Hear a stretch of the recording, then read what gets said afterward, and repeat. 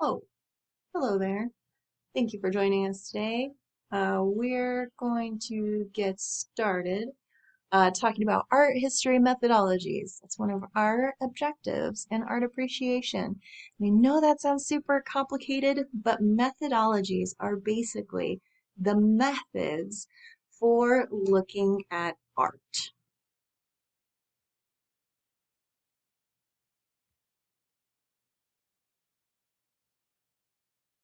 So, what is a methodology? It is basically like a lens. Like to think of it as wearing glasses, right? Wearing different glasses will produce a different result. So if we're wearing visual analysis glasses,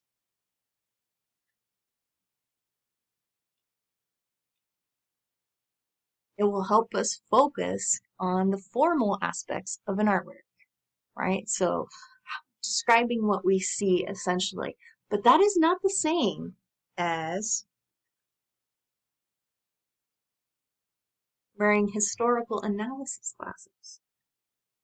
Historical analysis classes help us think about the who, what, where, when, and why of an artwork, right?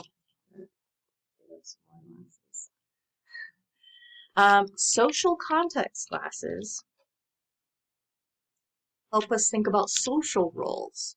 This is really thinking more culturally about an artwork, um, and help us think about the roles, the social roles of the subjects in an artwork, and the social roles of the artists, people who bought it.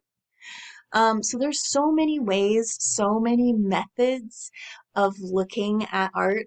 So we're just going to try a few, and we're just going to learn about a few in our textbook. So let me get my visual analysis glasses on. So if I'm doing visual analysis with this work, obviously you know how to do this already. And you can, look at this and think about the colors you see, the lines that you see, the different kinds of lines, and describe them. You can describe where it is naturalistic and perhaps where it's not, right? So, um, there's a lot of naturalism in terms of like the drapery of the fabric, where it crinkles, the pattern of the fabric also crinkles. But then, like the little V's of the water, where it's sort of waving in the wind, that starts to feel a little less naturalistic. So there's a lot of, you could go on and on. You could write pages and pages of visual analysis, right? So now we can think of this in terms of historical analysis.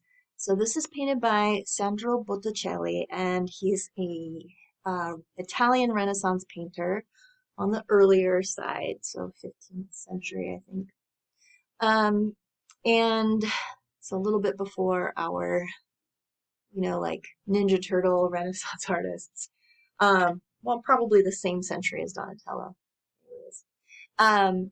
So you see a lot of the same things as all of the Renaissance artists. You see a very highly idealized figure with, Aphrodite or Venus, her Roman goddess name, in the center, right? She almost looks like a Greek or a Roman statue, but sort of come to life. She's a little bit more colorful, arguably still very pale like the marble.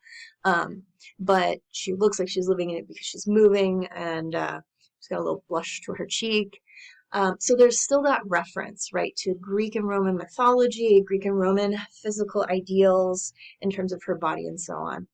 Um, but now we're looking at a different medium because a lot of